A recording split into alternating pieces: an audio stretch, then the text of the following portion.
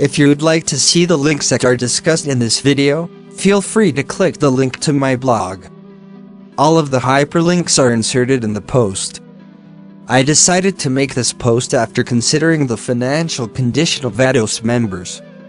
It's no secret that black people are the last hired, first fired. Also, everyone knows that we have to work twice as hard for less pay. Finally, if one looks critically at any corporation in a predominantly black area with predominantly black employees, everyone knows that black people are at the bottom. Now, one might say since they're the majority, of course, they'd fill the bottom. Furthermore, anyone saying that is correct. However, since this is true, shouldn't they also fill the top? Of course, we know that although white people in this scenario are the minority, they're the majority at the top. Furthermore, as the economic structure of America becomes more and more fractured, workers' grievances are only heightening. Unfortunately, as these grievances worsen, ADOS grievances will lead the pack. Nowadays, companies pay their employees as little as possible. When one couples this with the rate of inflation, it's not hard to see how most Americans are living paycheck to paycheck. However, on the opposite side of the spectrum, corporate executives are receiving their most substantial salaries since the start of the last century, before unions came on the scene.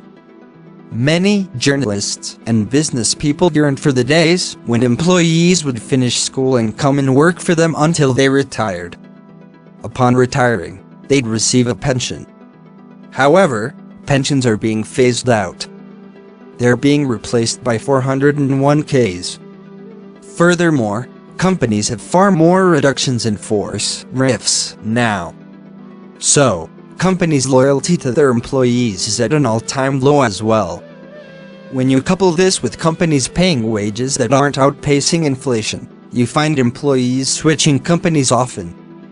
Now, from what I just laid out, it'd seem like the executives within these companies are to blame. Moreover, they are. Also, the stakeholders are at fault. Businesses are created to turn a profit. However, that profit is supposed to be distributed in varying amounts to the stakeholders involved. This includes employees, staff, supervisors, managers, executives, and shareholders.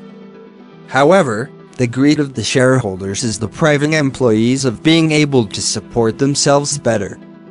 Also, these shareholders are the ones that finance the politicians that meet with the Federal Reserve and inflate the economy. So, it is these shareholders' fault, along with executives and so on. Shit rolls uphill in this case. Now, it may seem like I lost track of the original focus of this post.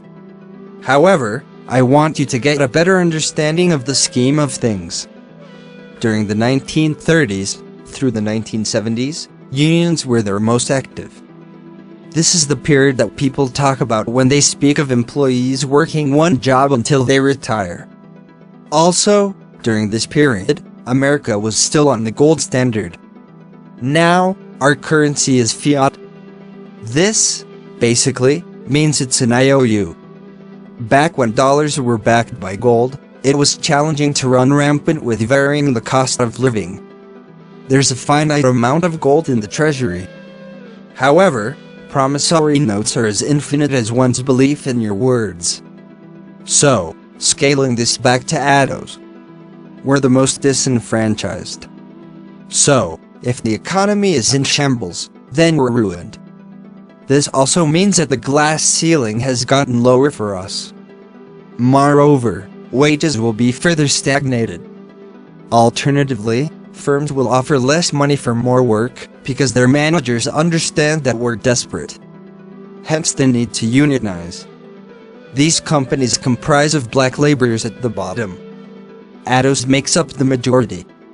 So, get together and hold meetings to draw up a charter and elect officials. Write down your list of demands and have an elected officer pass it on to human resources. When he/she gets terminated, everyone strikes. Shut the operation down until the company acquiesces to your demands. Enforce a picket line that can't be crossed. This is how you increase wages collectively. This is what white people did back in the 1930s. These companies' executives are never going to voluntarily decide to increase your standard of living unless you force them to. Never forget, this is America. Moreover, this country was founded on slavery. Furthermore, the dominant society enjoys paying people close to nothing. Hence, why we have the prison industrial complex, that is, New Age slavery. If you enjoyed this video, then please consider subscribing to stay up to date with my latest videos and sharings. Also, please share and support Worldly Game. Finally, please subscribe to my blog to be ahead of the curve for when I lose my YouTube channel.